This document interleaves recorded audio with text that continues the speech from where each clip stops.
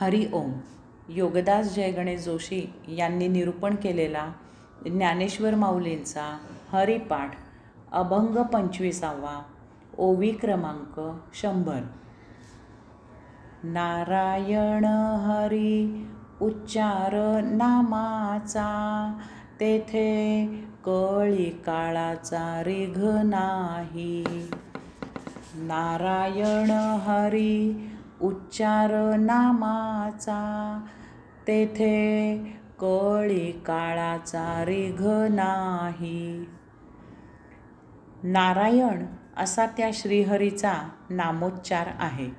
त्याचे हे मोठे गोड नाव आहे. नामस्मरणात बाकी काहीही करायचे नसते.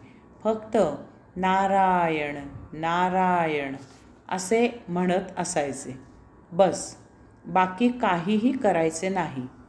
असे अव्याहत सतत नेहमी म्हणत असल्यावर मग काळाचे भान राहत नाही.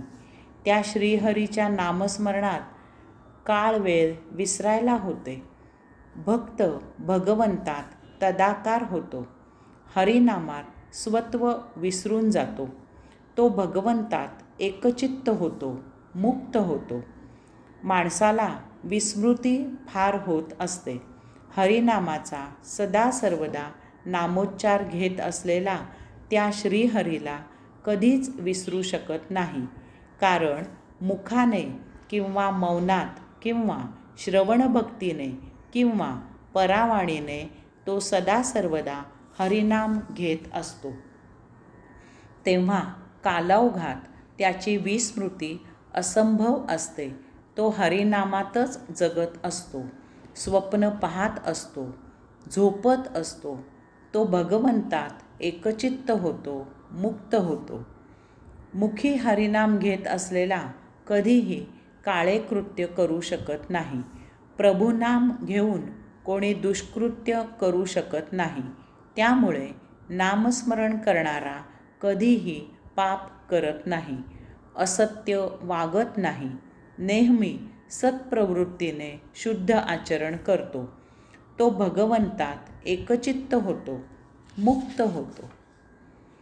नारायण नारायण असा त्या श्रीहरीचा नामघोष करणारा या कलियुगात हा दुष्कर असा भवसागर लीलया तरून जातो. कलियुगात विद्या ज्ञान केवळ भौतिक वस्तू जगतासाठी वापरले जाते. पूजा अर्चा दानधर्म भावभक्ती केवळ भौतिक स्वास्थ्य मिळावे यासाठीच केले जाते. कर्म केवळ भौतिक समृद्धी वृद्धिंगत व्हावी यासाठीच केले जाते. कलियुगात जेथे लभ्यांश असेल तेथेच लीनता असते. या सर्वांमधून मुक्ती केवळ अशक्य असते. याला एकच अपवाद आहे आणि तो म्हणजे नामस्मरण करणारा भक्त. यास्तव कलियुगाचा नामस्मरण हाच मंत्र सांगितला आहे. असा भक्त भगवंतात एकचित्त होतो, मुक्त होतो.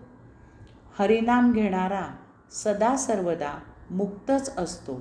त्याला कळी काळ मृत्यूदेवता नेऊ शकत नाही. कारण तो भगवंताच्या सन्निध असतो, मूलतःच मुक्त असतो. हरि ओम.